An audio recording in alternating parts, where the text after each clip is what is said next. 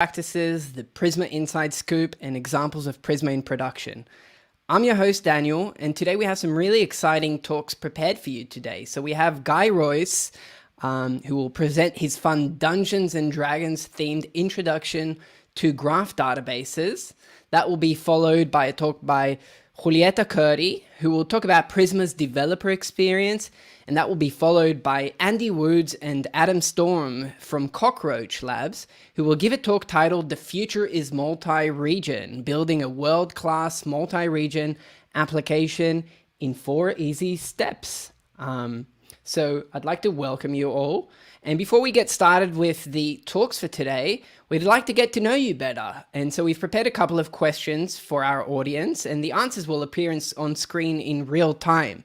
And you can join this by either scanning the QR code or entering the link. You can also probably better to enter that with HTTPS, although you're probably going to be redirected.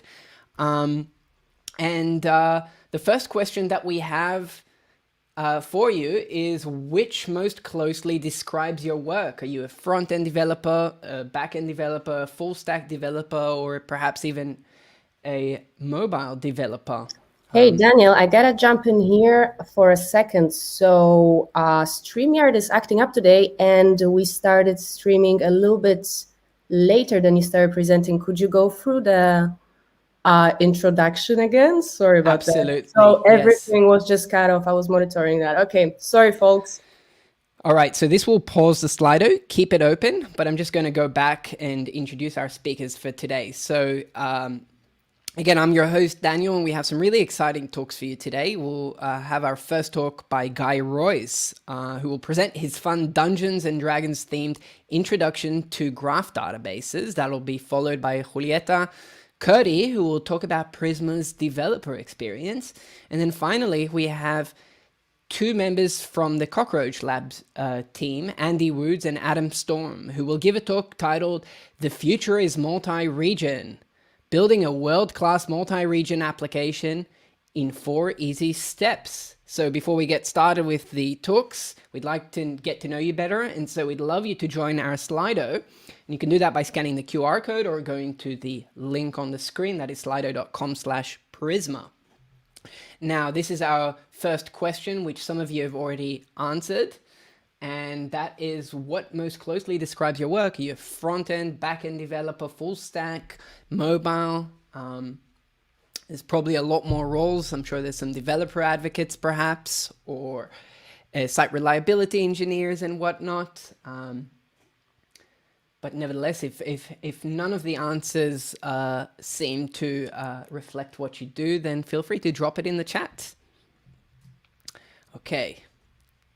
See some answers coming in. A lot of you are full stack developers. Very nice. We have Eduardo joining us from Mexico, Facundo joining us from Argentina. We have Kaitan joining us from Poland. Hello all. So welcome. Let's move on to the next question. Oh, okay. We have one backend engineer, I see. And the next question we have is, how many years of developer experience do you have? Yeah.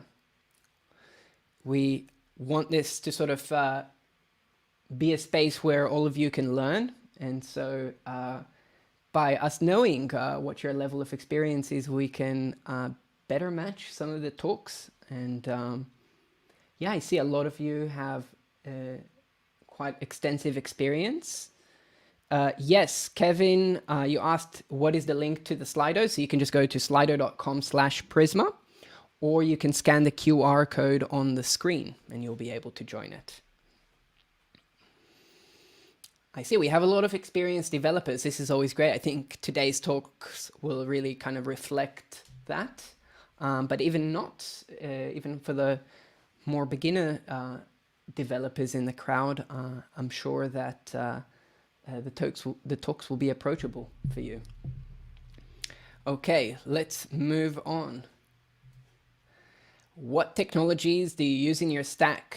This is an open-ended question, so feel free to share any kind of information about your stack, maybe your database, the kind of database that you're using, backend frameworks, languages. We have already one Go developer who's shared that. And even platform that you're using, deployment platform, cloud platform, whether that's AWS, Google Cloud, DigitalOcean, maybe you're even using Kubernetes, maybe you're using Cockroach. Okay, we have some Blitz users, Next.js, TypeScript, what we call the usual suspects. Oh, it's great to see a C# developer. Very nice. Kubernetes, lovely. Rust. Okay, so the headliners are Go, Next.js, Postgres, and TypeScript.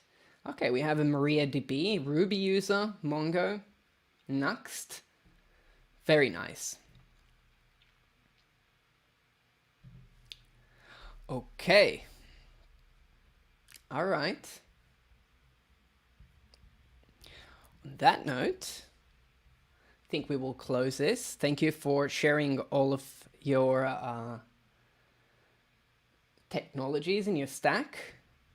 And on that note, let's move on. And on that note, I'm really excited to introduce our first speaker for today, and that is Guy Royse.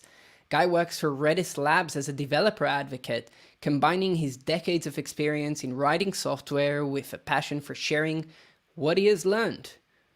Guy goes out into developer communities and helps others build great software. He lives in Columbus, Ohio with his wife, his 3 teenage sons, and a large collection of tabletop role-playing games. So now, without any further delay, I bring you Guy.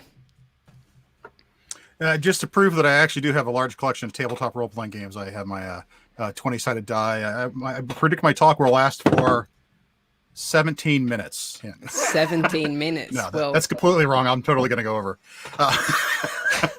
And you're joining us from Columbus. This is fascinating because I actually grew up. I spent 4 years of my early life in Cincinnati, Ohio, not very far from there. So I've been to Cincinnati many times. So lovely. So now, without any further delay, are you ready to share your screen, Guy? Sure, I can do that.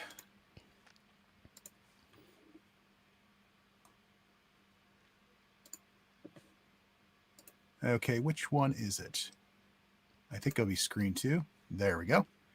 The browser always wants the permission to share the screen, and then it says, and then it just gives you screen 1 and screen 2, and I'm like, which one's 1 and which one's 2? I'm so confused. All right. On that note, the stage is yours. Thank you, Guy. Excellent. Thank you very much. Well, welcome everyone to my my little talk here, Dungeons, Dragons, and Graph Databases. This is a fun little talk. I've already been introduced, but I do have a little introduction slide here. And I'm going to hop over here so that I can see my slides. My name's Guy Royse. I'm a developer advocate at Redis Labs. If you haven't heard of Redis Labs, you've probably heard of Redis. One of the things that Redis Labs does is we fund the Redis that you've probably made use of before. On here, you can see how to reach me on social media and stuff. I always appreciate a follow on Twitter. And if you want to get the code for this, you can find that at github.com/GuyRoyse. Normally, I don't include my character sheets with my talks, but since this is a Dungeons and Dragons themed talk, I thought a character sheet would be appropriate here. I've got basic information here. I've been doing the developer advocacy thing for about 5 years, so that makes me about level 5. I got my ability scores here. Please note the low intelligence and wisdom and the high charisma. So that tells you everything you need to know about the talk you're about to see. I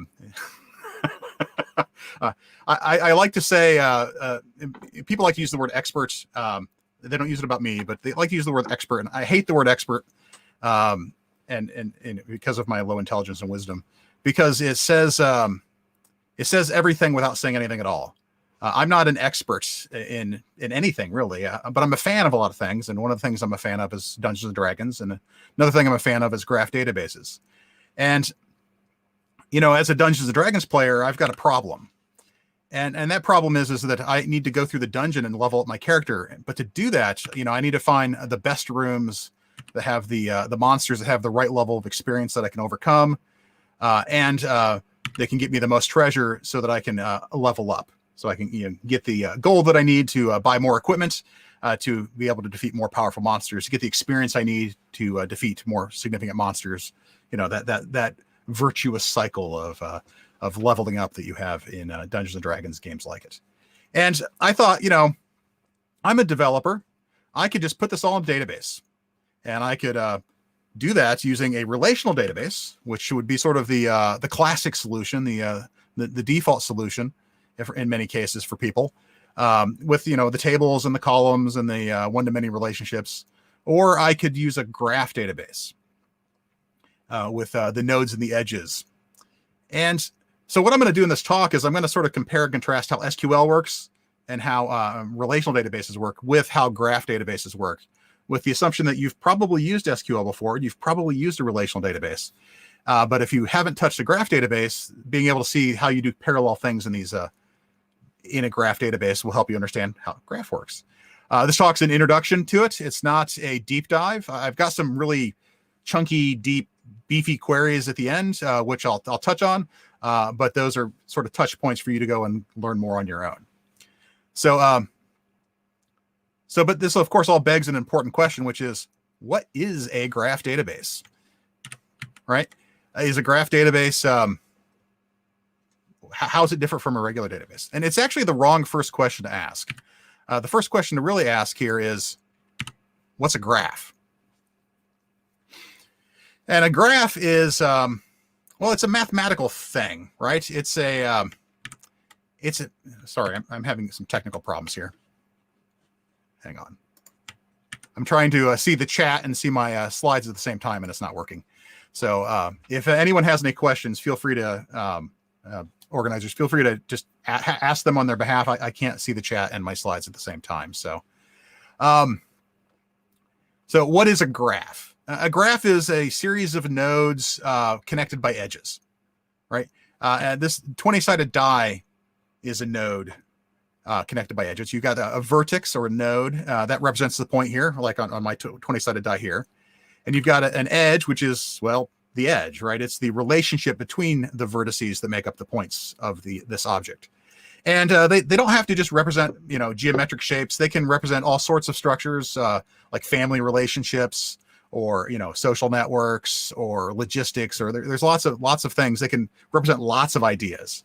And a graph does that. That's what a graph does. The simplest graph is the null graph. This is a graph with no nodes and no edges. It's kind of boring. It's just formless and void. There's nothing here. Some mathematicians will say that a null graph is not a real graph. I feel like that's splitting hairs. It's not a very useful graph.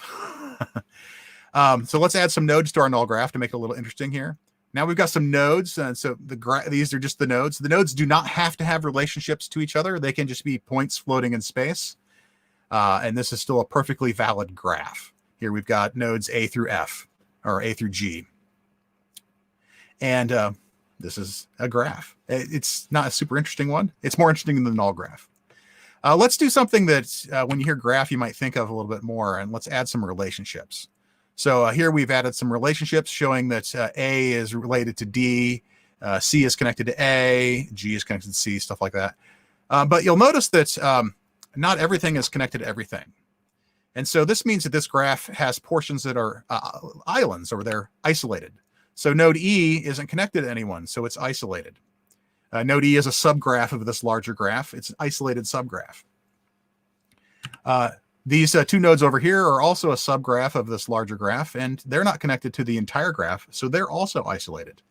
And in fact, even the middle piece, which you'd sort of think of as the main part of the graph, is isolated as well because it's not connected to everything else. Let's go ahead and connect all our nodes together, and we'll create what's called a connected graph. So this graph is connected because any node has a path, either directly or through another node, to another node on that graph.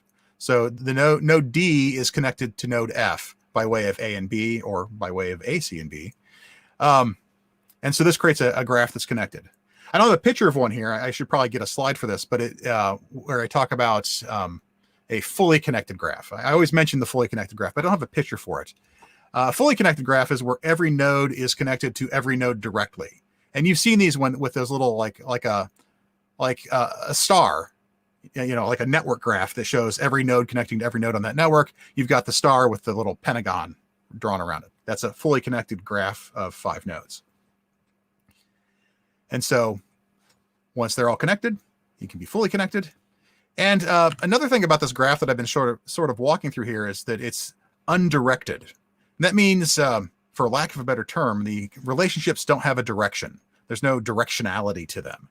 A and B are related, but there's not anything more about that relationship we know. We don't know if A is connected to B, but B isn't connected to A or anything like that. We just know that they are related. But you can make a directed graph by adding little arrows to your pictures.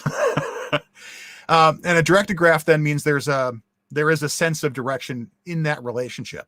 And you might be wondering, what is that relationship, right? What's that direction mean? Well, I like to use the example of a mother and a child.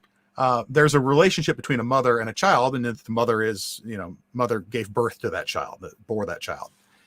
And that has a direction to it.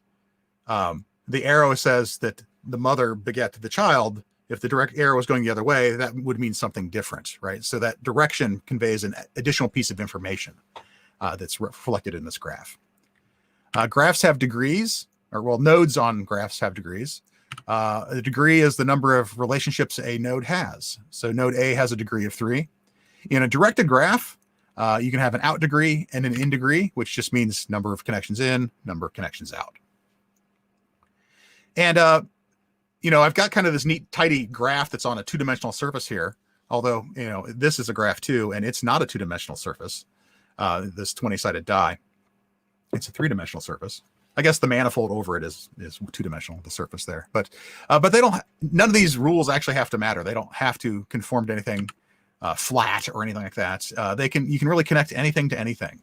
You can connect the same thing to 2 nodes to each other multiple times, multiple ways. You can connect the node to itself. These relationships can be in all sorts of crazy configurations. And so that's sort of like graph theory, super condensed in 5 minutes. A graph database is when we lay data over top of this structure. So here we've added some types. These nodes now represent types within our dungeon: the rooms, the monsters, and the treasure. And then those nodes can have data associated with them in addition to their type, so they can have properties tagged onto them. So we'll see here on the top left, we've got Alice the elf with an ID of 4 and challenge rating. There's properties there for us to do. The rooms have names and IDs. The treasure has a gold piece value. And the relationships themselves can also have data laid over top of them. They can have a type that says, this room leads to another room, or this room contains a monster, or this room contains a treasure. And so this is the data that we overlay it. And then we get something that actually can do is a fair representation of our dungeon. In a graph database, you have these nodes and these relationships, or these vertices and these edges. I tend to use the words whatever the word is for using a word in place of another word. Interchangeably, that's the word I was looking for. Nodes tend to represent items or things. I think of them as the nouns. They have labels. They can have one or more labels. So a thing could be both a room and a chamber and maybe like a hall. Those could have different meanings. And they have attributes on them to store the data about them. And they can stand alone. They can just be out there, points in space, just like in a graph. They don't need a relationship. No man is an island, but nodes in a graph can be. So, and then you've got your relationships between those nodes, and they represent that connection between 2 nodes. They connect to 2 nodes and only 2 nodes. And they have a type, which, is the type of relationship, such as contains, or, like on social media would be, a post likes, a user likes a post, or a user likes a comment. They have a direction to say which direction they go. And they can also have attributes, although I tend not to use that feature.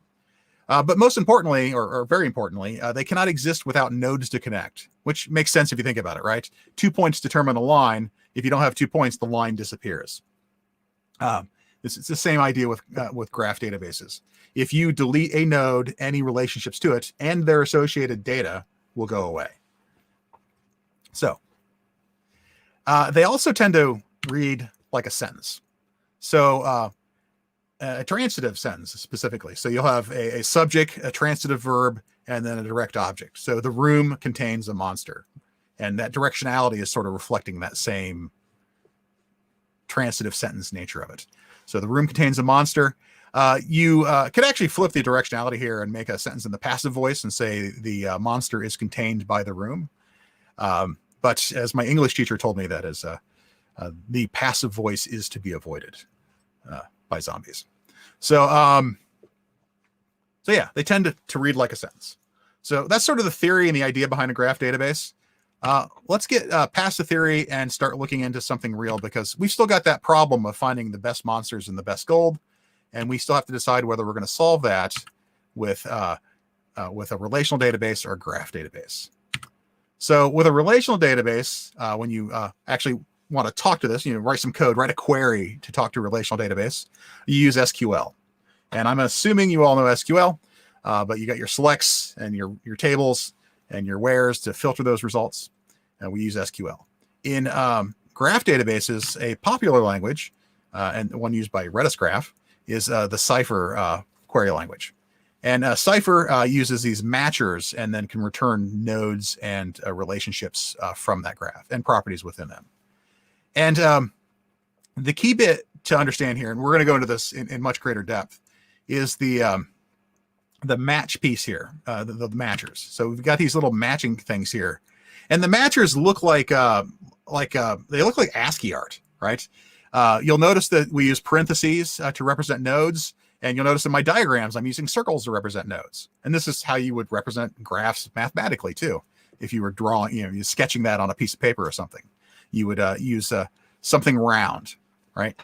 And so this matches a room node, and the red one matches a monster node. So that parenthesis suggests roundness, suggests the node. And then the contains actually looks like an arrow, right? We've got a little dash here, and we got a little dash greater than here. And then we got in square brackets, we have the name, the type of that relationship.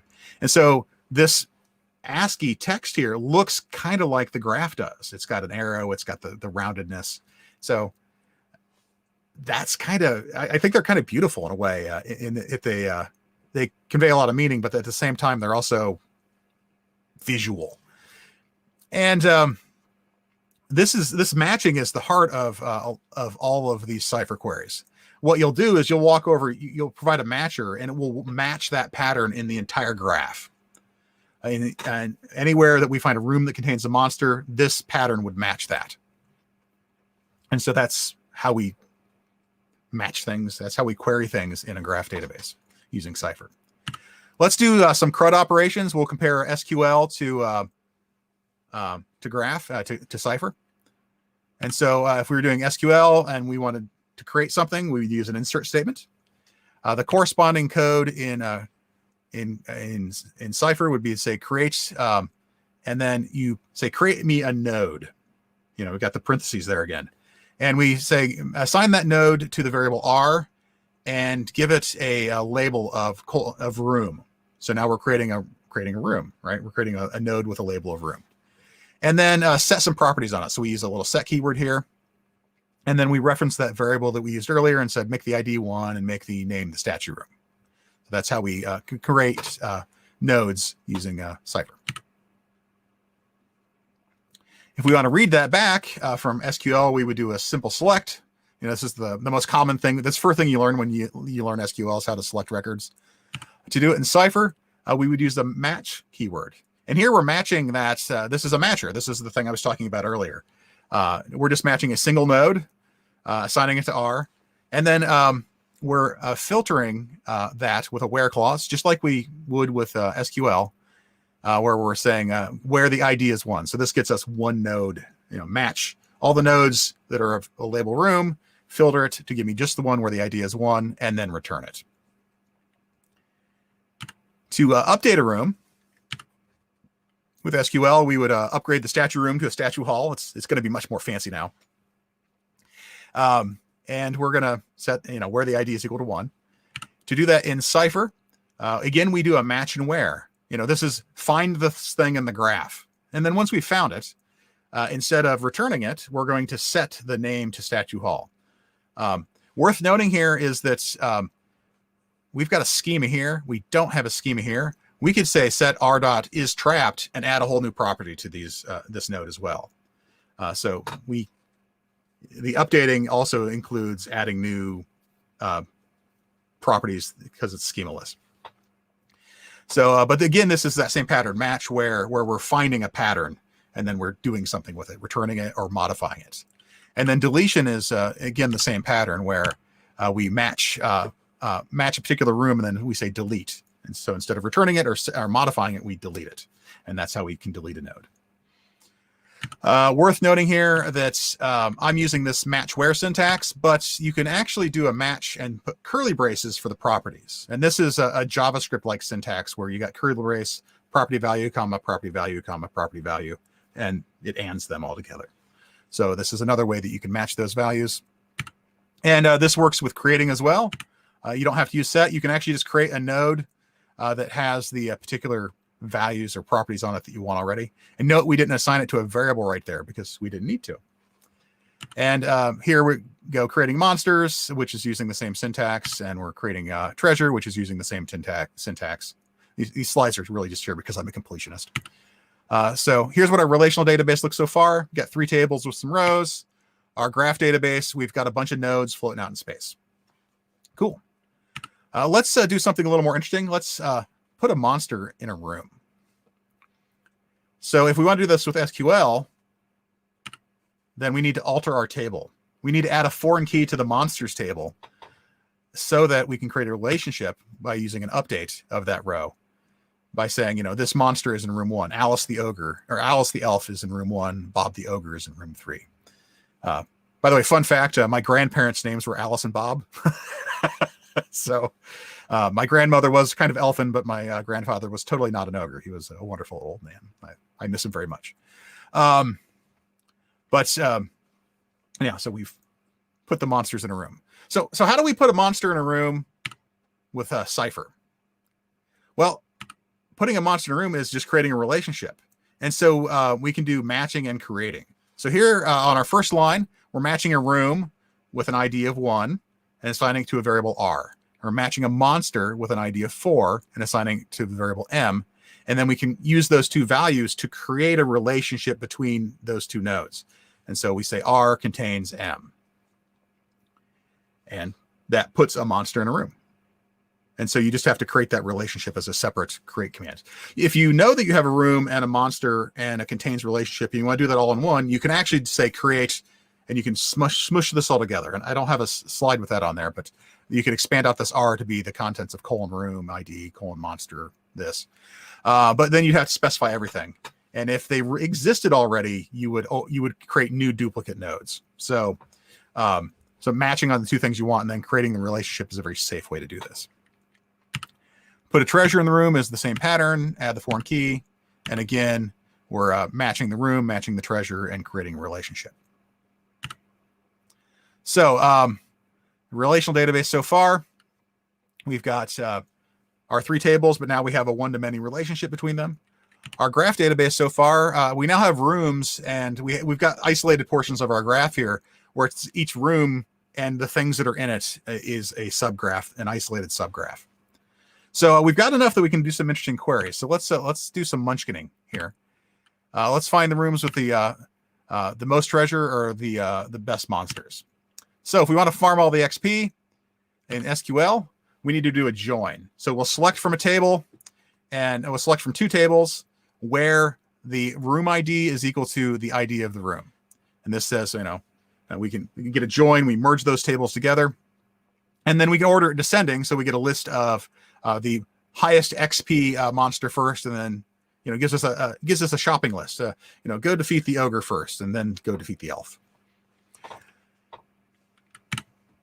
If we want to do this with GraphQL, or not GraphQL, I've been doing a lot of GraphQL stuff lately. Sorry, with Cypher, GraphQL and graph databases have nothing to do with each other. We can say do a match on our graph and return every node where there is a room that contains a monster, and then assign the room to R and the monster to M. and then return the ID and the name, and return the specific properties on those nodes and order it by the XP.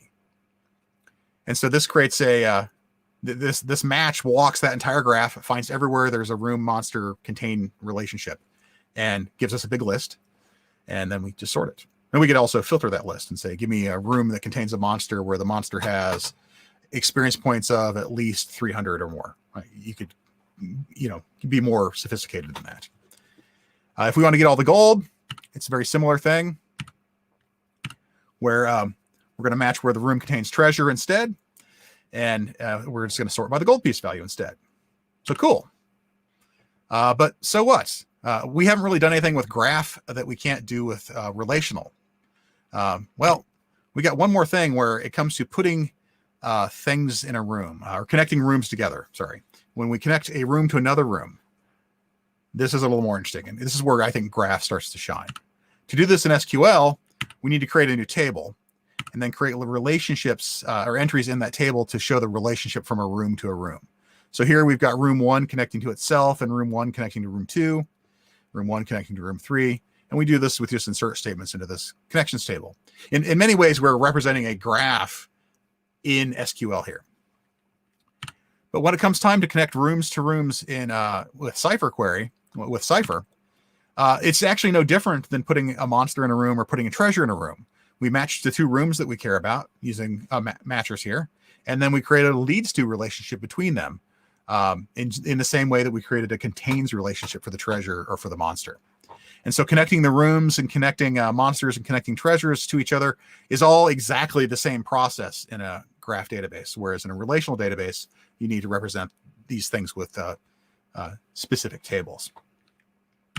And so our relational database so far looks like this. Our graph database looks like this. This is looking sort of like what we came in with. And so now we can start doing some really interesting queries. Because we now have relationships between the rooms, we can start doing pathing queries. And we can, start say, find the path to the room with the most gold, or give me a list of rooms that are nearby that have particularly potent monsters. And the trick to doing this syntactically with Cypher is this little star right here. The star says, don't just match a leads to relationship between two rooms.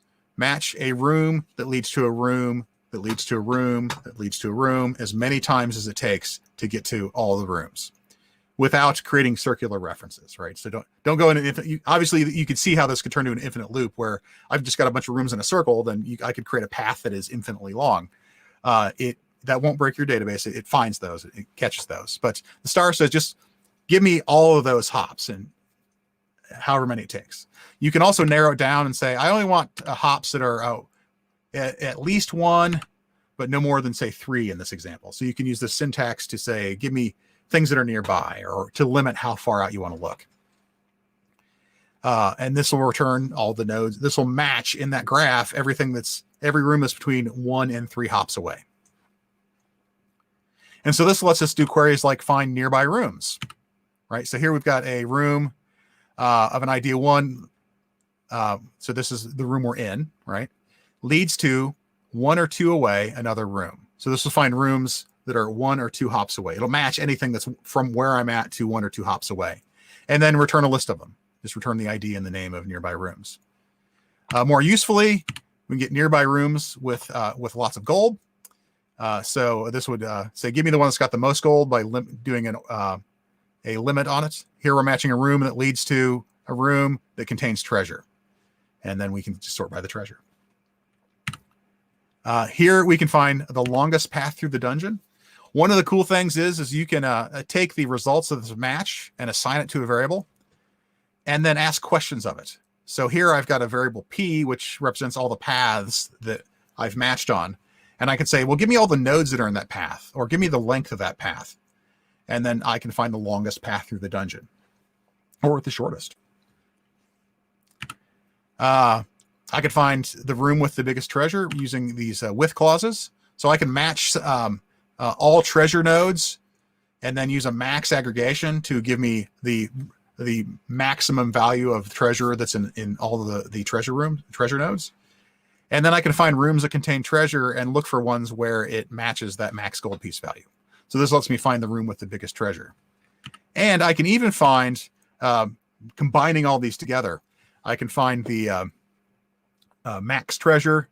I can find the rooms that contain them and say that's my destination. And then I can take the room I'm in and find the room I want to go to using where clauses here. Get the path, and then that'll give me all the paths from where I'm at to that room that has the most gold in it. I can sort that and limit that, and then get a path to the room with the most gold. So I can highly optimize my dungeon crawl experience. So normally I do a demo, but I'm probably a little long on time here.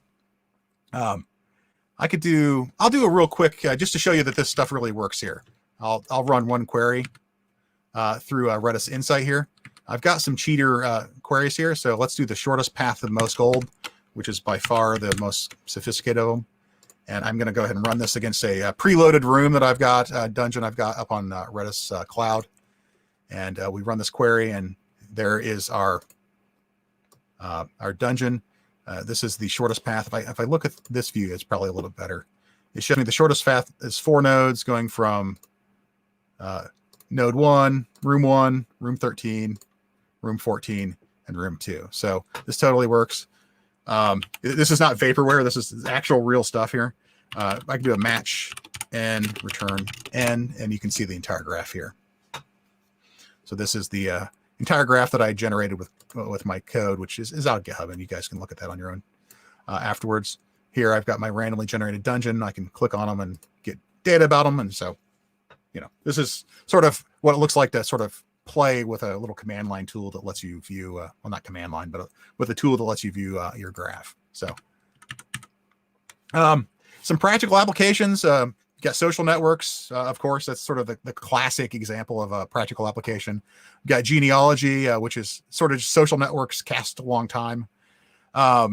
You've got transportation networks. Transportation grids are natural graphs. The intersections could be the nodes, and then the streets could be the relationships, or maybe the other way around. Logistic networks, where it's like this farm and this warehouse and this processing facility and this store. You can track where goods go through a logistics network. And really, I think for anything that's reasonably small domain model, graph can be a good candidate for lots of problems, even ones that you might traditionally use a relational database for, like Dungeons and Dragons. Resources here. You can key ones here. If you want to play with Redis Graph, you can go to redisgraph.io. It's got all the information on how to get running with it. The Cypher query language was developed by Neo4j, and so they've got a reference for it out there, and at opencypher.org. And I've got a little blog post I wrote about some of this sort of stuff too on Redis Labs. I would ask you to, if you are curious about this more, you can always get on our Redis Discord server, which is, I actually am the admin for it, so I run it. So I'm always on there, so ask me questions. And then we got free courses, and I used Redis Enterprise Cloud to actually run my graph queries. You can run it locally as well. And all this stuff can be gotten, including these slides, by this little QR code here that will never give you up, nor let you down, nor run around, or take you to a site that you wouldn't expect it to. It won't record you, I promise. But anyhow, that's what I've got. Thanks a lot. Hopefully I stayed under time, and I could take a question, I suppose, if there's time.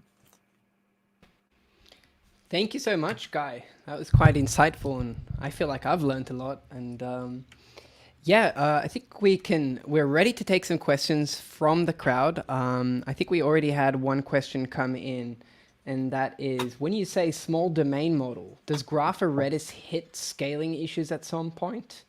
Graph in general kind of does, just because of the nature of it. Depending on how you represent the graph database, there is a upper bound to, depending how you do it, you can either end in a space complexity that grows geometrically, or a time complexity that is a lot of O of n operations, which over time, as it grows, becomes a problem. Redis Graph uses Graph Blast to do this, and uses sparse matrices to store it. And so it actually can handle that better. So it's fairly fast, but it does have limits too. But if you've got millions of nodes related to millions of nodes, it can handle that. So you can still do some beefy graphs. I don't know if we could do the totality of Facebook, but but what can, right? Uh, but yeah, so so if you've got really huge problems, I don't know if I would implement a policy management system for an insurance company in Graph. So that might not be a suitable domain, but it actually is applicable to more than just sort of the classical analytical type of things that we tend to think of when we think of Graph. So. Does Redis Graph have the notion of indices? Like, can you create an index for certain queries, or is that not something that can be done? It does. In fact, it actually can use Redis search to do a full text search of content within it as well. So you can say, give me all the nodes that contain, the word, blue or something like that. Gotcha. And we had another interesting question. What are the downsides of graph databases? How's that they are not often as used as SQL or NoSQL for that matter? Well, I think one of the downsides is, excuse me, is that it's schemaless. And so that's always a trade-off, right? And so the graph database doesn't have a schema. Your relational database will. Depending on what you're doing, that might be more desirable. That's kind of true of programming languages too, right? So that's one trade-off. And what was I missed the second half of the, why aren't they used as often as SQL or NoSQL? I think I think there's two answers to that question. One is that they're just newer. They're just not as established. Like SQL is like the Oracle client that I used to use to do basic queries against Oracle when I first started coding would show copyright 1979.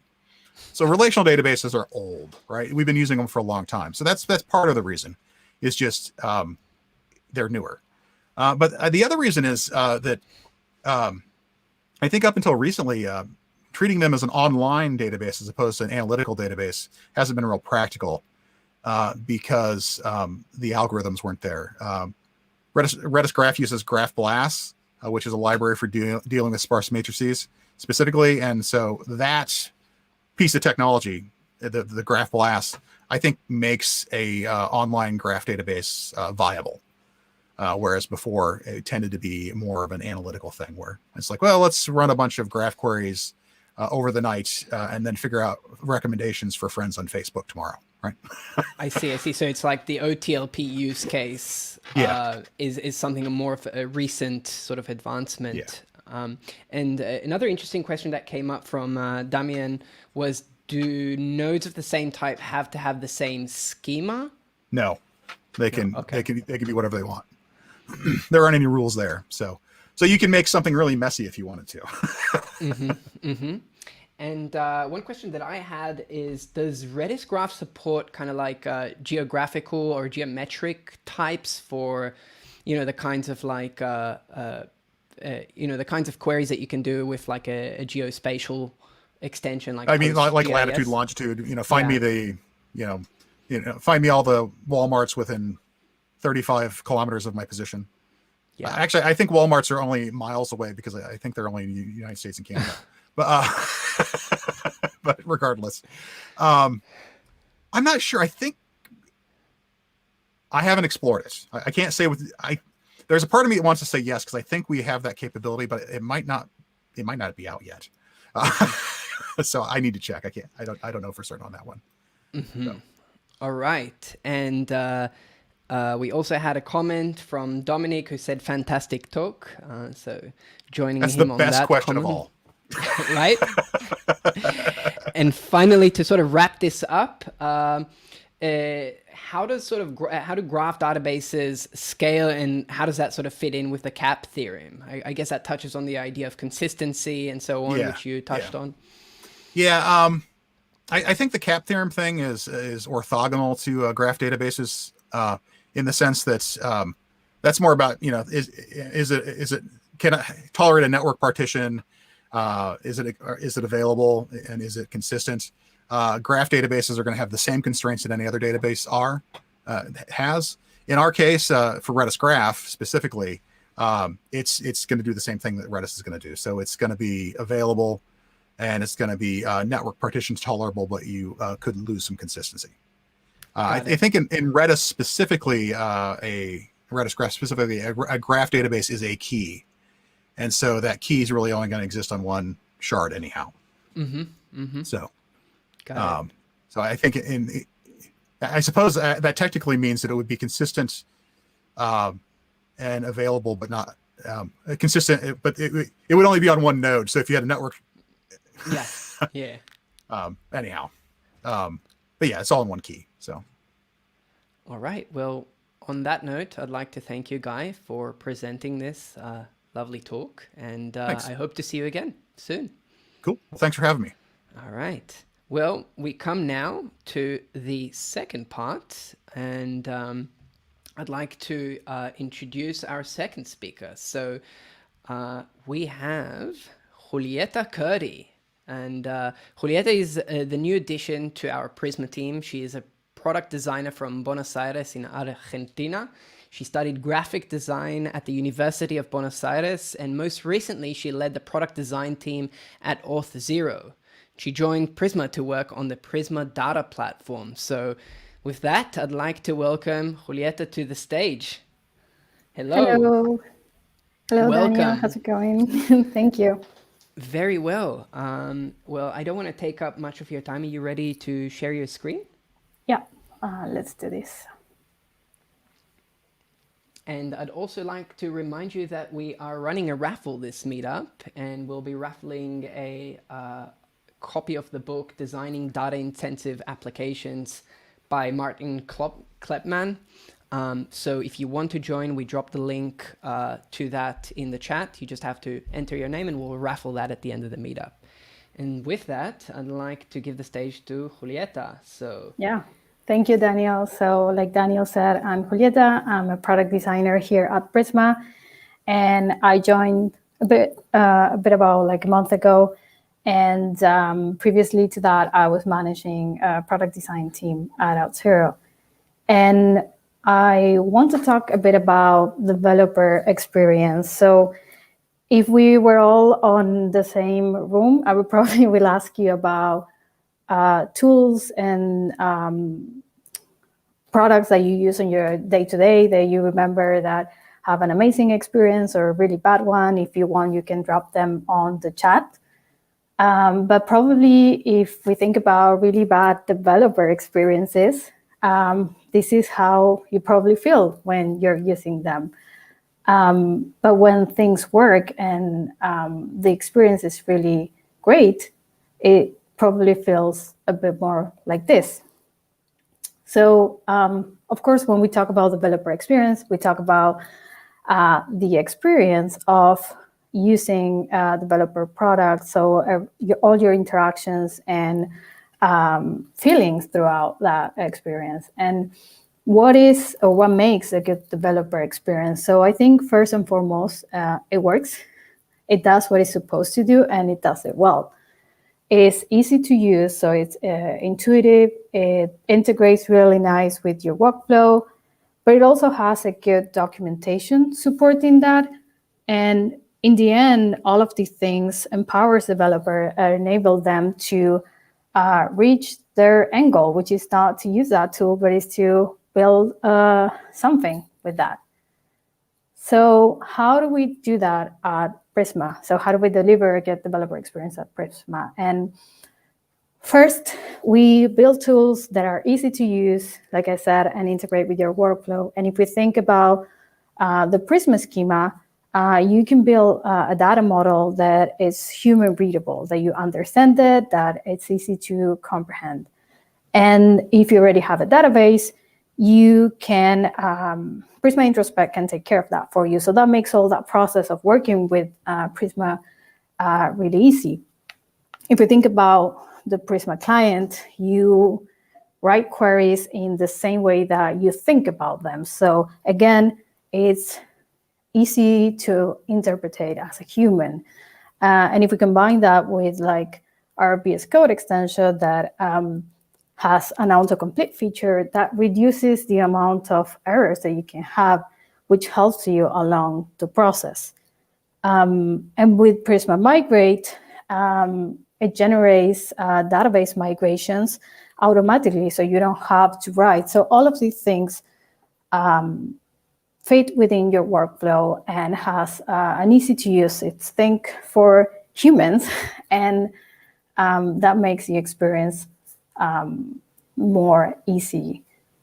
So, but what we think about the developer experience is not about the tool and the use of the tool alone, but it's also about everything that is around that. So documentation is a huge part of the developer experience. And our Prisma documentation is amazing. It has quick starts to get you started really fast, examples that you can reference, and guides that are built to use case and jobs that you need to perform. And everything is easy to access, which is a huge thing that is important for a good developer experience. Apart from that, we also have a Prisma data guide that it's not focused on how to use Prisma, but also if you're new to Prisma and working with databases, you can learn how databases work. So as a new person in this world of databases, this is really helpful and contributes to a good experience using the product. And I think last but not least, having a community behind that. So if you're a developer and you're using a product that has a huge community behind it, you know that you're not going to get support only by the documentation and support channels, but you're also going to have like a community behind it that will help you. And in our case, our community contributes a lot through GitHub, reporting bugs, issues, sharing ideas, and helping us learn more about how they're using Prisma. We also have a Slack channel where people help each other interact and share experiences, and a YouTube channel like this one that you're on right now, where our team generates content, tutorials, workshops, and meetups like this when people can share and learn. But how do we keep improving this experience? What is it that we are building at Prisma to keep evolving that? So I'm part of a team called Developer Productivity. This is us. And we enable developers to feel more productive when working with Prisma on their projects by providing them with tools and integrations that fit with their environment and stack. So if you were on our previous meetup, or if you saw our blog post that went out last week, we just launched a Prisma online data browser. This is on early access, and you can access it by going to cloud.prisma.io. And this is our first steps towards a bigger vision that we have for a data platform. Like I said, we enable developers to feel more productive, and we believe that collaboration is a huge part of that. So with the online data browser, you can link a Prisma project from your GitHub account with a database, and you can visualize all this on an online version of our studio, where you can read and edit your databases, make changes to it, and you can also invite people from your team that you can collaborate with, and they can also read and edit the database, and you can give them different levels of permissions. So again, you can try it out and share with us your feedback by going to cloud.prisma.io. But like I said, we are working on a lot of things, and we are thinking of ways that we can make that first experience with Prisma easy. And some of the ideas that we have and that we're working on are, for example, help you by provisioning a database for you, so a hosted database that you can work with, having a schema editor that you can collaborate as well, and with templates that you can get started with, and providing an end-to-end flow by helping you get an application that you can test with at the end of this process. But I think the most important thing about creating a good developer experience is talking to your users, so talking to developers that are using your product. And I want to ask you all if you are using Prisma, whether that is you're a new user to Prisma, or that you've been using it for a while, or that you're trying our Prisma Online data browser. And if you want to share your feedback with us, we're going to share a link on the YouTube chat for you to share your contacts so we can schedule some meetings to talk. And then we want to understand what are you working on, what are some of your use cases, and listen to your feedback. So yeah, thank you. And this is where you can find me.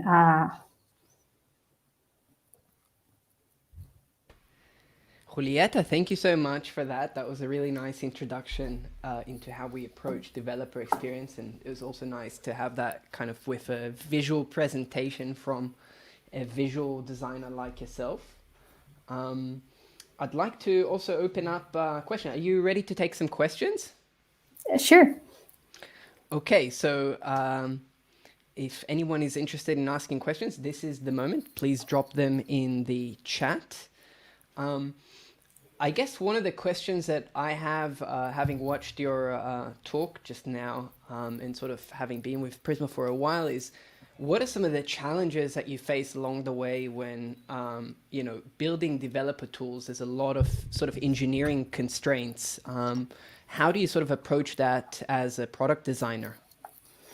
Yeah, so I think what is important is to really understand the problems that you're solving. And personally, I think like I said, talking to your users, really understanding what are the problems that they're going through, what are their particular use cases, and seeing how we can make that better for them. And personally, I really like to understand how the products works myself. So I'm not a developer by any means, but I like to try things out to really go through the process that our users go through by using our product.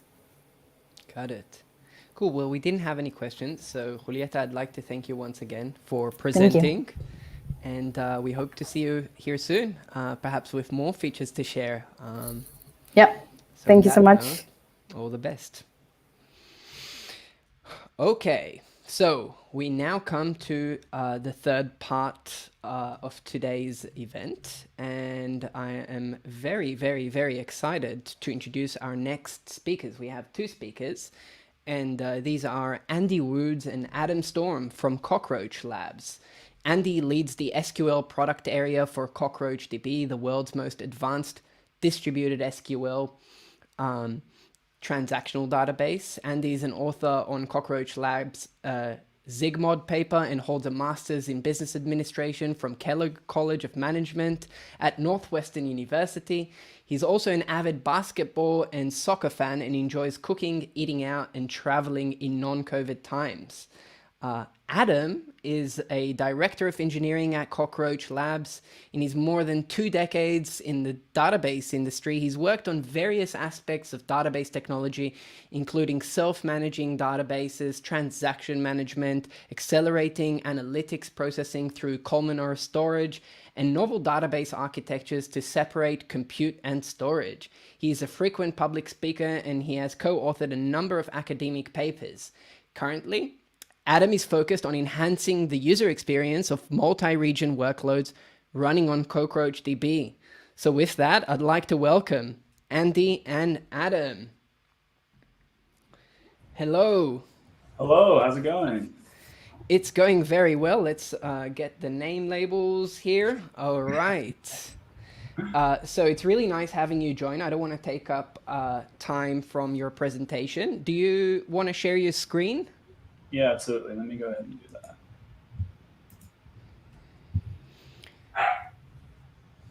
All right. Let me share the screen here. All right. Back over. Let's see. Everyone can see. All right. Let me just make sure this all works. Oh, you see presenter view. All right, hold on one second. Okay, great. Yeah, well, we are very excited to be here. My name is Andy. I'm a product manager here, and I'm very excited to talk to you about SQL, Cockroach, and multi-region, and why we think that that's kind of the future of applications moving forward. Adam, would you like to introduce yourself? Sure. As was previously mentioned, I'm a director of engineering at Cockroach Labs, and I'm focused on the user experience around multi-region workloads. Great. All righty. So we want to talk to you today about multi-region applications and why we think that they're the future, and talk a little bit about the challenges that people have had in building multi-region applications and how we get into these kinds of things. So nearly every capability that you would really want out of a multi-region application and the database that backs it up is really around providing an excellent user experience at scale. And we kind of think about three kind of components of the user experience here around low latency, high availability, and data domicile. So we're going to talk a little bit about each one of those here. The first is really around latency, right? And so, the idea here is that, your audience is everywhere and they expect a great experience, right? And so, when we think about this, if you have an application and a database in a single region, anybody that's not in that region is going to have a delay or going to have a latency in accessing those services, right? And so there have been some sort of well-publicized studies from some of the big, companies that operate at scale, right? In which, Amazon had this study a few years ago now that said that 100 milliseconds in additional latency lowered their sales by 1%, right? Because people just wouldn't tolerate the additional delays, right? There's nothing worse than trying to go to a website or go to a service and just waiting for something to happen and sort of not recognizing it, right? And Marissa Mayer also gives a great talk about this where she talks about each, introduction of additional latency when people are doing Google searches actually dropped return usage by 20%, right? So the more time you had to wait for results, the more time you had to spend, in these latency delays, the worse you viewed the product and the more willing you were to try another product out instead, right? So, latency really is a big component of this. The second we talk about a lot with multi-region applications is around availability, right? And so if your application isn't up, your database isn't up, then people can't use your services. It doesn't matter how good they are, right? And so it can be really costly both from outages and from an opportunity cost perspective if your services goes down, right? And so we actually talking to a regional commerce company that they might not have thought that they were a multi-region company, or they were operating across multiple regions, but maybe not across multiple continents or at the scale of a Google or an Amazon, right? But they actually had a natural disaster that came through their area that almost took out both of their self-hosted data centers. Luckily, it just kind of narrowly missed the second one, right? And so, having a reliance on a specific geographic location can be really impactful and really, make it so that people really can't get that great user experience with your product. The last we talk about is really something that's been picking up a lot over the last few years, which is that different regions in which you operate in might have different regulatory or compliance perspectives, right? So, we hear this a lot with the GDPR, although there's laws or similar laws like this, it seems cropping up almost every day, right? And so, increasing number of these regulations mandate about keeping data in the same region as users, and this can really mean additional cost and operational complexity to think about how to comply with these regulations, and can put a lot of challenges on your business to do so. So if there's a lot of value in having a multi-region application and a multi-region database to support that application, you kind of might be wondering, why do so many applications remain single region? Why do they sort of language out these benefits or these opportunities? Why don't everybody get to sort of build with the same scale and opportunity that some of the larger tech companies have, right? Scale is really where a lot of the money can be at for applications, right? And so to talk about that, we're gonna go back in time a little bit and talk through a few different examples here of how sort of things have evolved in the database market in terms of multi-region, in order to sort of set the stage for where we think the future is going here. So the really most simple answer is that multi-region databases and applications have never really been easy to do at all. They've been quite challenging. Legacy databases, Oracles, et cetera, of the world. They started as single machines. They had large, really big machines, vertical scaling. They introduced sort of this notion of active passive availability, and these worked really great until scale got to be a concern beyond what a single big machine could do, and where you wanted to have that sort of low latency experience in multiple regions, right? And so this additional scale kind of a good example of this would be Google actually.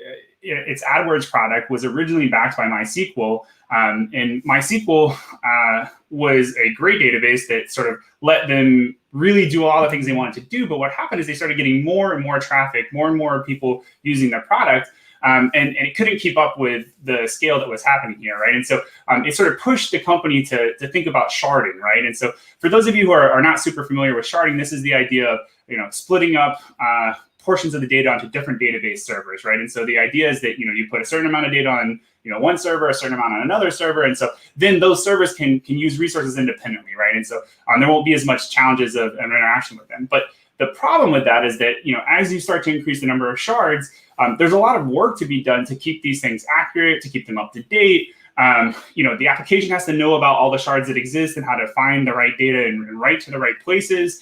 And it can introduce a ton of operational complexity to the point where you're forming engineering teams purely to sort of true up what's happening across all the different shards in the process here. And so this asynchronous replication of kind of keeping things in the loop and keeping on top of each other really just introduced all this kind of operational complexity, right? And so you see at this point that a lot of the companies that really are pushing this scale and pushing the same experience across multiple regions really start to think about investing in their own database technologies in order to solve this, or heavily promoting new database vendors that can help here, right? And so a new wave of databases came in after this that introduced this notion of sort of active availability, so you're always available, you're always able to serve customers, and they did this through asynchronous replication and eventual consistency. And so the idea is that you have different nodes or different access in different places, and these things are kept in sync by sort of the latest writer always wins. This is an idea popularized by Cassandra, for example, and other places. And so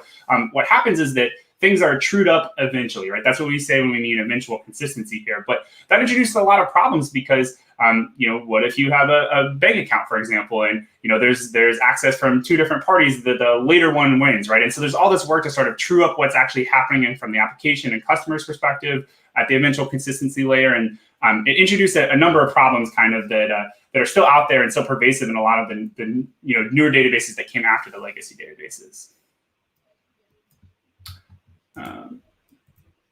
So when we talk about the challenges of going global, or the challenges of accessing and dealing with a lot of these challenges, you might sort of wonder a little bit in your mind, like, well, why couldn't a lot of these companies pivot to provide a great multi-region experience? And the answer is that it's really difficult to do so, right? You really kind of have to be architected from the idea of multi-region from the very beginning in order to actually provide the great experience that you would want out of a database like this, and right? And so some of the newer databases really do start to move the needle in this direction, but they have their own set of problems that we'll talk about here as we engage on this slide. So as we start to talk about latency, for example, one of the realities of a service that lets you have low latency right now is that many of these newer databases actually sacrifice consistency and the ability to leverage SQL, something that application developers really need in order to make development easy. We saw other options today, and there are different models that are out there, but I think giving up consistency really does introduce a lot of operational complexity. And SQL is it's an old language, but it's a battle-tested language that people understand, and provides performance at scale, and really has stood the test of time in the process here. And so this is one of the challenges with getting that low latency experience with some of the newer databases. You could think of things like Cassandra or DynamoDB or other options in this place where you're making some of these trade-offs here.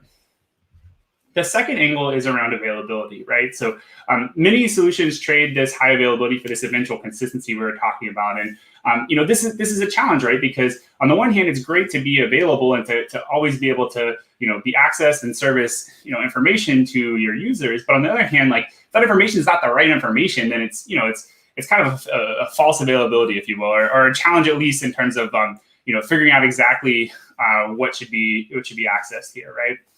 And then the last one that we've talked about here is around compliance, right? And again, it's like a lot of the opportunities in order to support compliance require you to sort of have equivalent databases in each of the regions in which you want to operate in. And so this makes it complicated. You have to keep this, schemas in sync and keep everything up to date. Your application kind of has to go back to that notion of sharding to know which area or which part of the database or which database to access for different ones. And so, there's a number of challenges, right? And so the final thing I want to mention is that there are some databases that have tackled parts or some of these realities or challenges, but one of the things that has happened is that a lot of them actually suffer from cloud service provider lock-in. And so, for GCP, you can think of this as Spanner, or AWS for DynamoDB, in which, by choosing one of these options, you're actually constrained to also choose that as your hardware and networking option, right? And so that means it's not just a decision around which database is the right one, but it becomes tying you to the prices and the challenges and the whole entire stack in the process here, right? And so this is a kind of another challenge that exists with a lot of the options that are out there right now in the database market in order to support these multi-region experiences that we want to be able to provide to our customers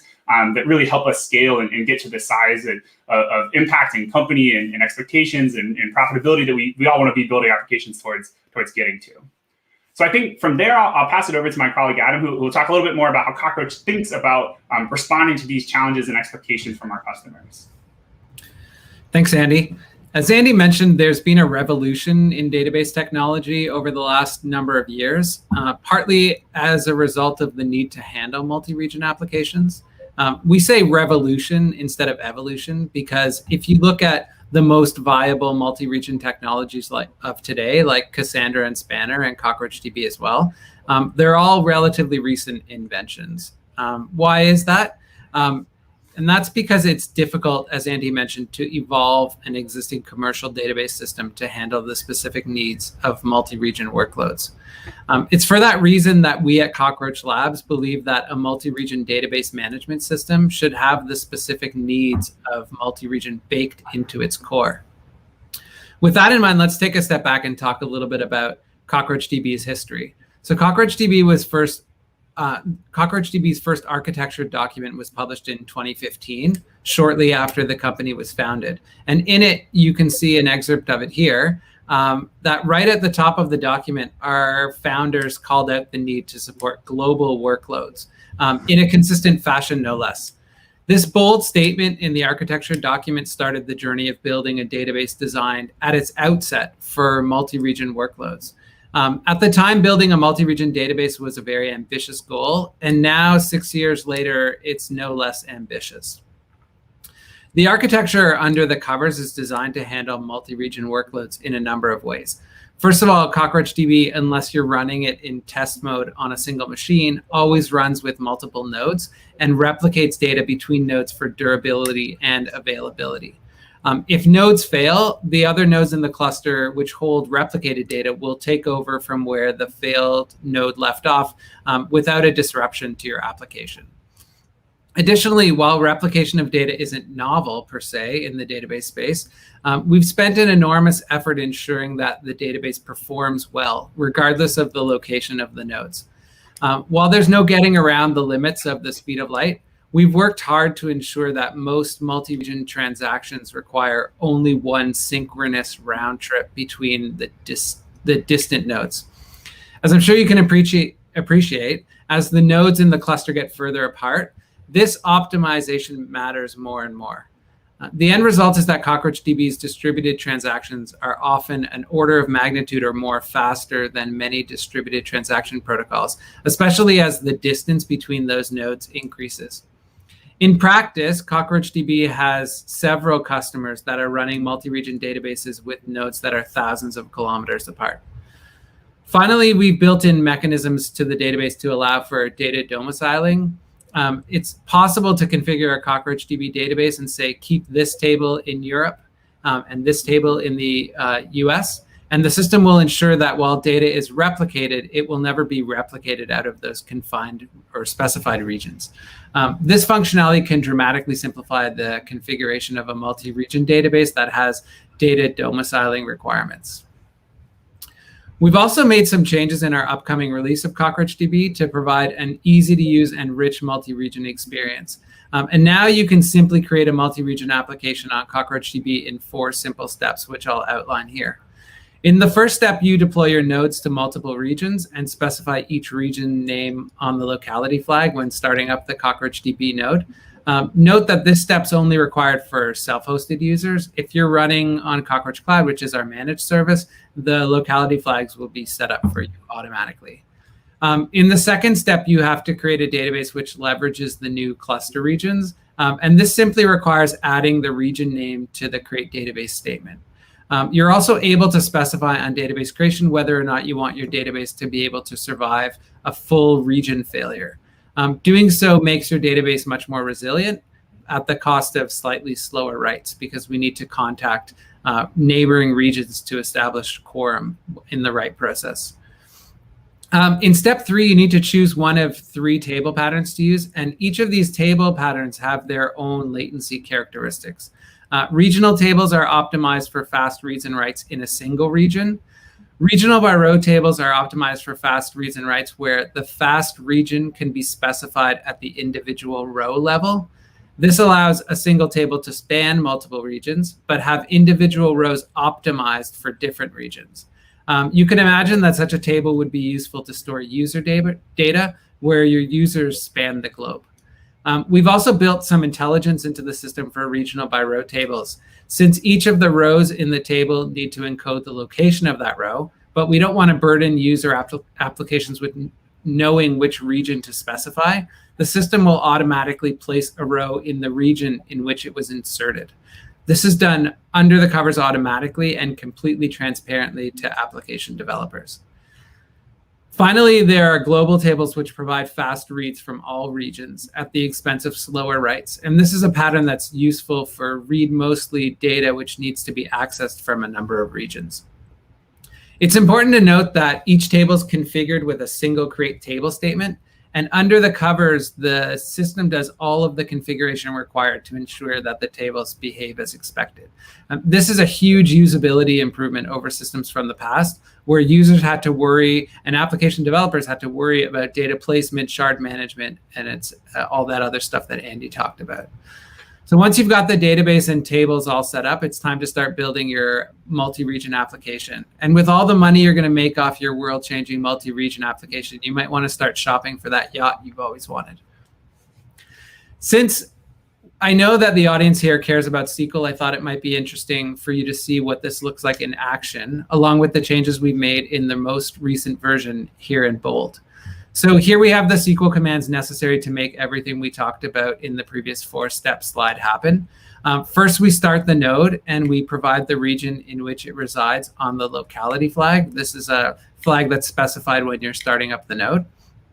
While I've bolded the locality flag here to draw your attention to it, this is a flag that's existed for some time in CockroachDB since we've always been able to handle multi-region workloads. So in essence, nothing here has really changed.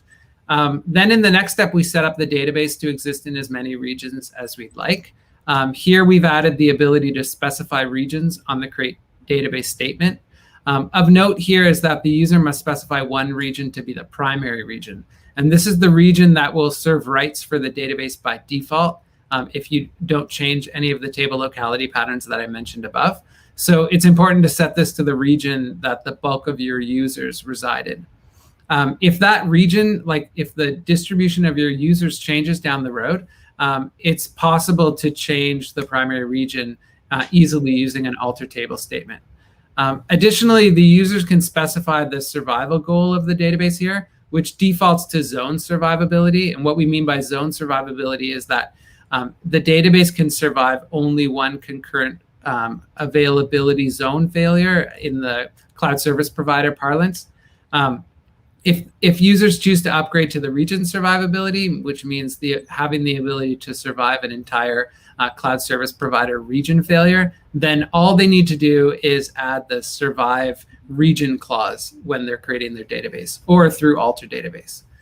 And finally, you just need to create the tables using one of the previously mentioned table patterns. Here you can see that all we've done is added this locality clause to each of the create table statements to make it as easy as possible to specify them.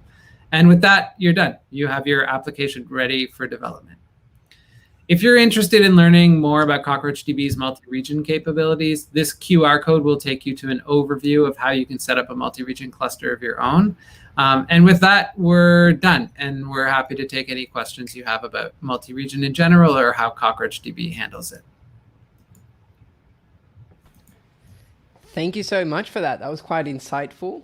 And really exciting to sort of see your development. I have a couple of questions, but I also want to invite our viewers, if you have any questions, feel free to drop them in the chat and we'll come to them.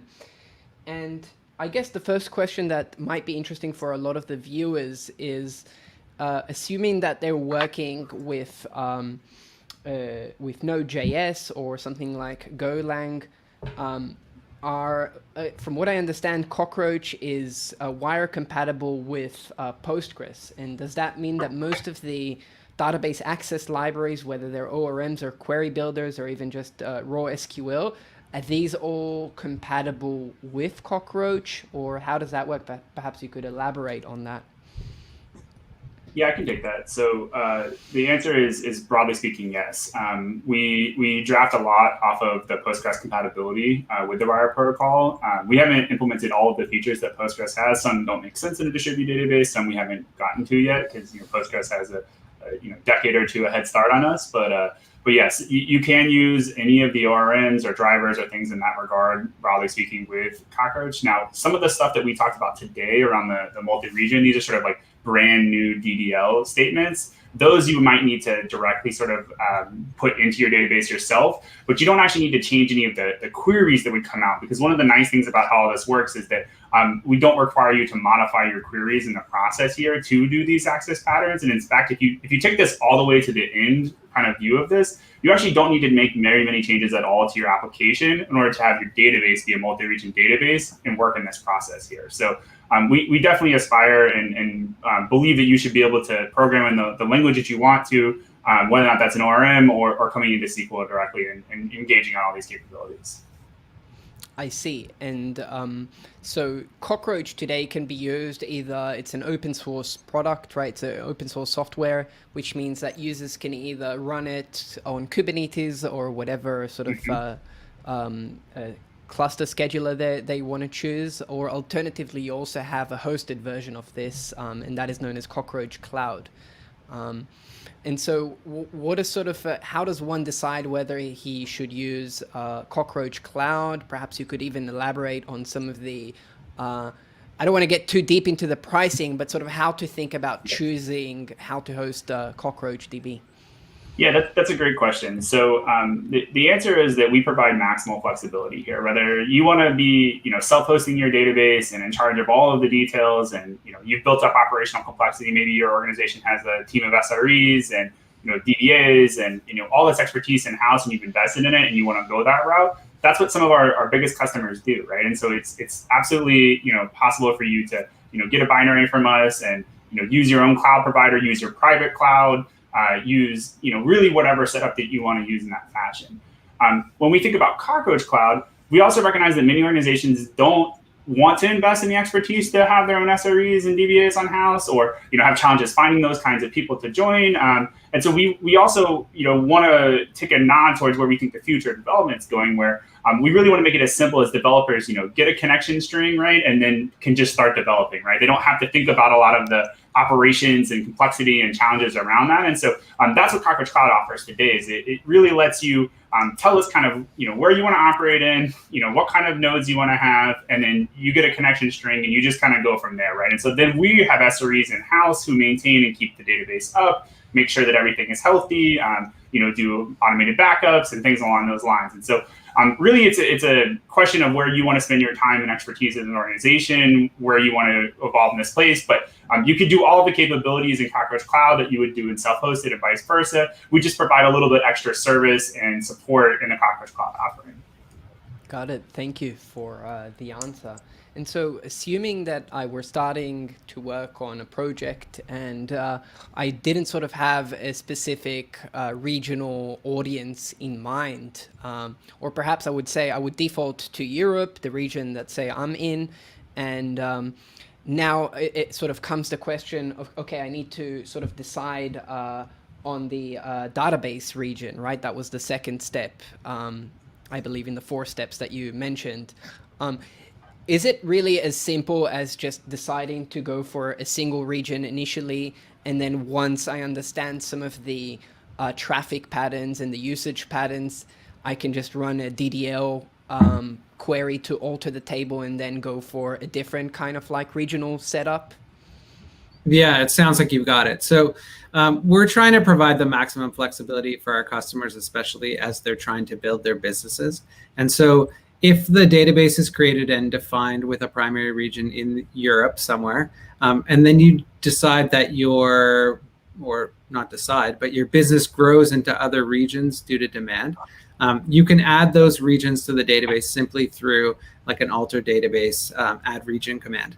And that will, one of the things that's really interesting about this work that we've done is that we've made the commands pretty simple, but under the covers, there's a lot of power in there. So that will take the data and redistribute it so that some of it resides in the US. The data that's important to the US resides in the US, and the data that's important to Europe resides in Europe, so that you reduce the latency to your customers as great as possible. And all of that's done with like a single DDL command. Got it. That sounds pretty cool. Two more questions, really. The first question is, I know a lot of our users are used to working with serverless deployment platforms. You know, it's quite a popular way now to sort of abstract away the whole infrastructural concerns of really deploying some kind of compute code. I was wondering, I know that you mentioned that you have this capability to do the regional per row. And I think you mentioned, in fact, that happens on an automatic basis based on where the queries are coming from. How would this sort of look like, especially, say, if you have your compute in one region? How does Cockroach know which region the request is coming from to know where to sort of store it in? Does that question make sense? It does. It's a good question.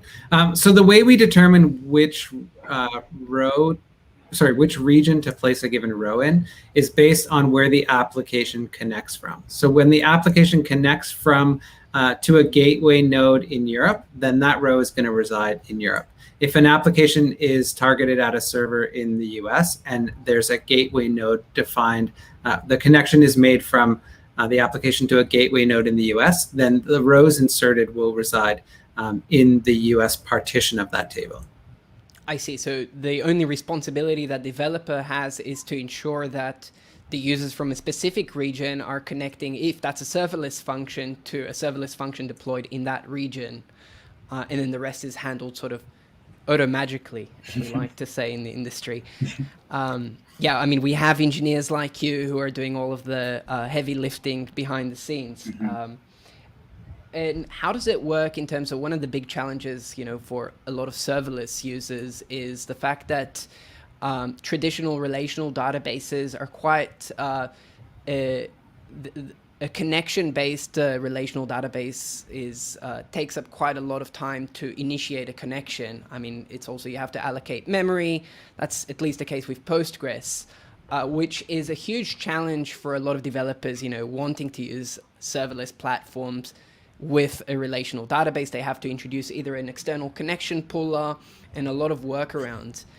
How do you sort of think about this problem in the context of Cockroach? Are connections an expensive thing, or is this something that can really scale up if you have a spike in traffic, suddenly 1,000 new connections for 1,000 users who instantiate, say, a Lambda serverless function? How does Cockroach handle that? Yeah, so it's true what you're saying, that establishing a connection can be an expensive part, a relatively expensive part of database processing. Cockroach does a few things to make that process easier. Like, one of the main ones is that the database is instantiated and is up the entire time. So there's no like bringing up a node and allocating all of the memory corresponding to that. That's really the main the main benefit that a database server provides is that it's available at all times, really. And there will be this natural cost in negotiating the initiation of a connection. The way we see customers typically handle that is by trying to maintain these connections alive, so that they don't have to negotiate the connection privileges and all of that kind of stuff. The truth of the matter is that you can cache connections and stuff like that, but there's only so far you can drive down that initial negotiation phase of establishing a connection. So the best practices are really to try to keep those alive as long as possible. Andy, I don't know if you have anything you want to add to that.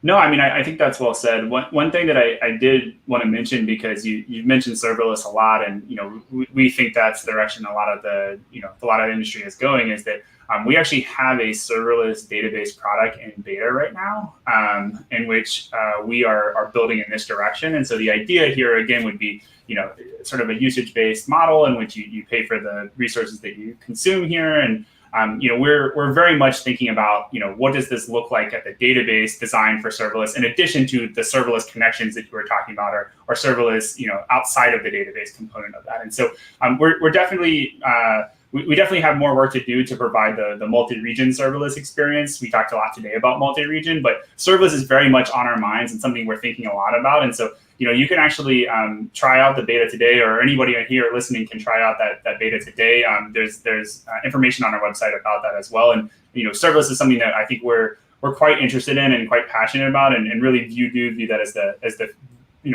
end result future here that we're all working towards. I see. So essentially, from what I understand, you're addressing both some of the technical challenges that naturally arise when you're using a serverless architecture, but you're also really focusing on providing something like a pricing model that fits for a hosted serverless CockroachDB that would sort of match this idea of like serverless compute, where you can, I imagine, scale it down to zero if you have zero traffic. Mm-hmm. Fascinating. Yeah. And then one final question for me, and I think we also have a question from the crowd if you have a couple more moments. When it comes to sort of query optimization, I know that using explain in Postgres is the way to sort of understand how a query is executed, how the query plan works, and understanding where you might have some bottlenecks. Do you have similar functionality in Cockroach? And how do you generally sort of approach specific query optimization? Yeah, that's a great question. We've actually been thinking quite a lot about this over the last few months. And so the same release that we were referencing earlier has a lot of improvements and changes there. But the thing is that we offer explain and explain analyze as well. And the thing that's a little bit different about Cockroach and Postgres is that, of course, we have multiple nodes. We have multiple opportunities to operate across these. We have distributed SQL, which means nodes can take advantage of queries can take advantage of resources that are on different nodes, right? So you can sort of scale out and work on things in parallel and these various kinds of things. So we have all of the capabilities that you can see out of an explain or explain analyze from something like Postgres, but then we have more information because it's a different architecture in terms of thinking about these kinds of things. And so you can actually see in the upcoming release which nodes a query is being run against via explain. And we have a lot of information inside the SQL shell with a tool like that. The other thing that's really cool about Cockroach is that we come with a built-in thing called the DB console.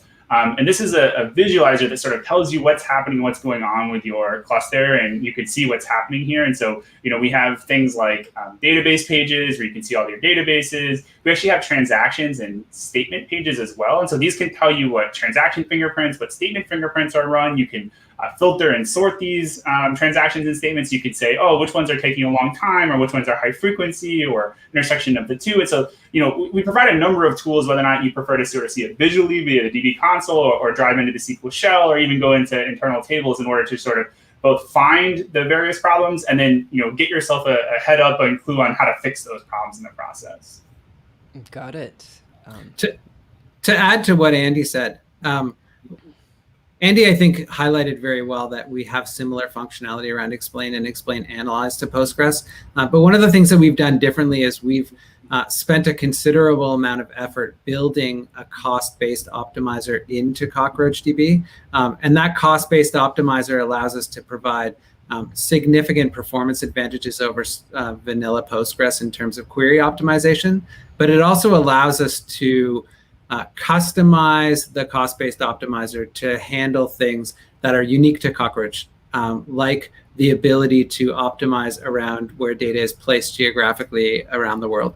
So we have built costing into our optimizer, which allows us to optimize for data placement and ensure that we're serving queries with the data that's closest to where the transaction was originally executed. Got it. This is quite fascinating engineering happening there. We had a question from someone from the crowd who asked, how does CockroachDB help with sharded multi-tenancy? What is the recommended approach? So thank you, Logesh, for the question, and I'll open this up for you. Yeah, I can try to handle that first, and Andy, if you want to chime in with your thoughts. So we, in terms of sharding the database, all databases in CockroachDB are sharded by default and partitioned, like have the ability to be partitioned across multiple nodes, as Andy mentioned, for high availability.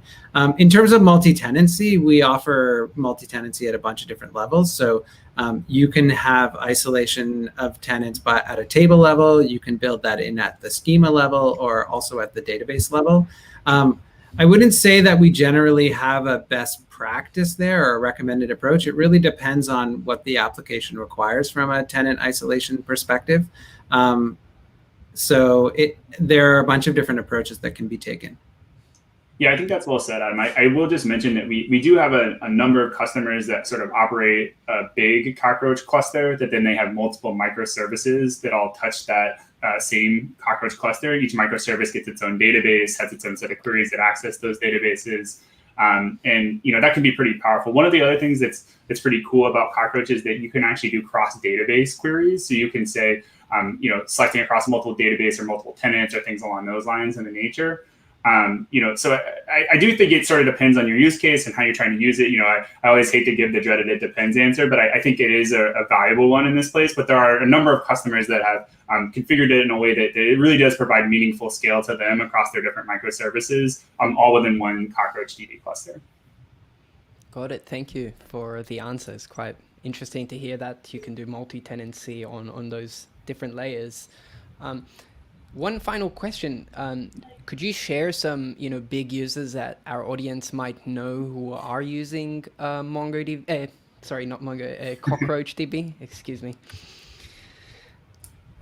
Yeah, I need to double check which ones we're allowed to say, but you can say that we recently did a webinar with DoorDash, which is a good example of a customer that is using Cockroach at scale. I think that there are a really interesting company that, of course, has scaled dramatically during COVID as everyone has sought out to, get food delivery and not leave the safety of their house, right? And so this has been a customer that's been really interesting and really a fun one to work with because they're just hitting massive scale at this point. And, seeing them transition, to using Cockroach in order to handle that scale has been really quite challenging.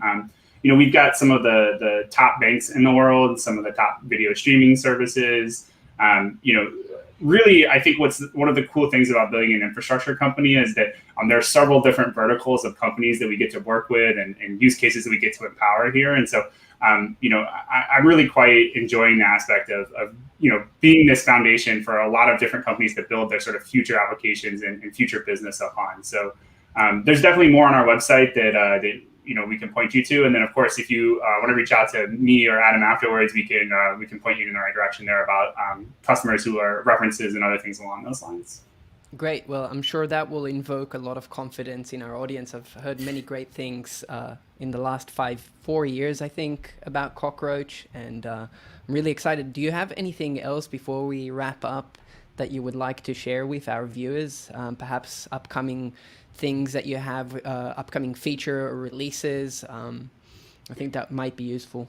Yeah, absolutely. So Adam referenced this. A lot of the functionality we talked about today is in our new release that's coming out here this month. So 21.1 is what we're calling it. So everybody should definitely be aware of that. The QR code in our presentation takes you to a documentation where you can kind of see what that looks like. But we're quite excited to share that with everyone. I think it's going to be really impactful. And of course, we're super thankful for you all inviting us to be here and getting a chance to share some of our thoughts, some of our ideas about the direction that things are going. And we're really quite excited. So we're really appreciative of the opportunity.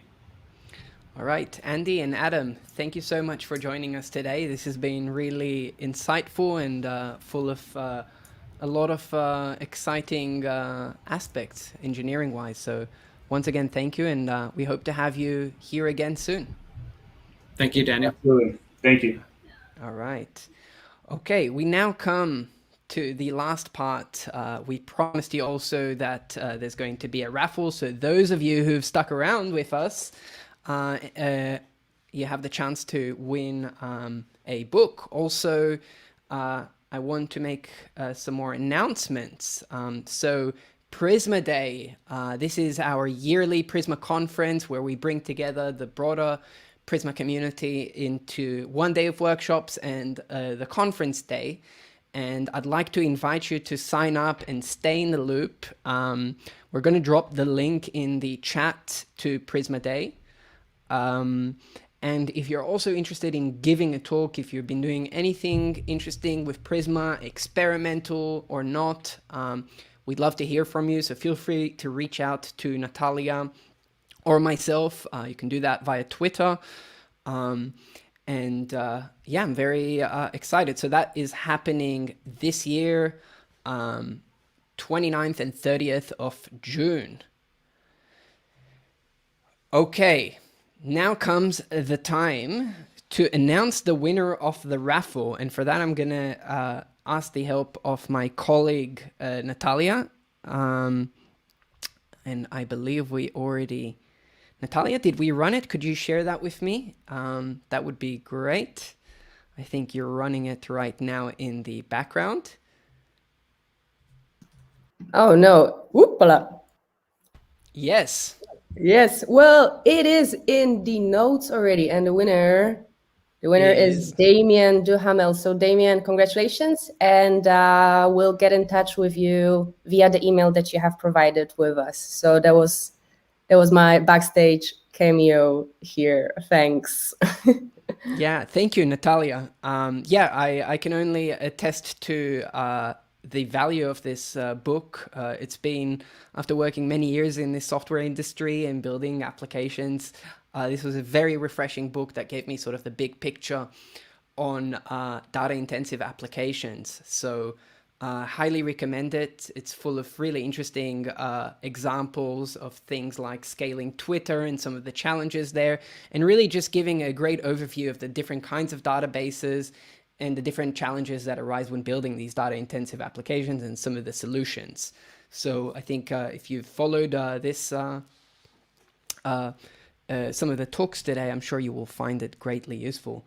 And on that note, I think we are ready to wrap up. So thank you all for joining, and we hope to see you at the next Prisma Meetup or any of our other events. I would also like to ask you to hit the subscribe button. This really will help you be informed about different live streams that we do. We're constantly producing more content, and we're also open to suggestions. If you have any ideas, or if you would like to present, feel free to reach out to either me or Natalia on Twitter. So on that note, once again, thank you and have a nice afternoon, day, morning, depending on where you're joining us from.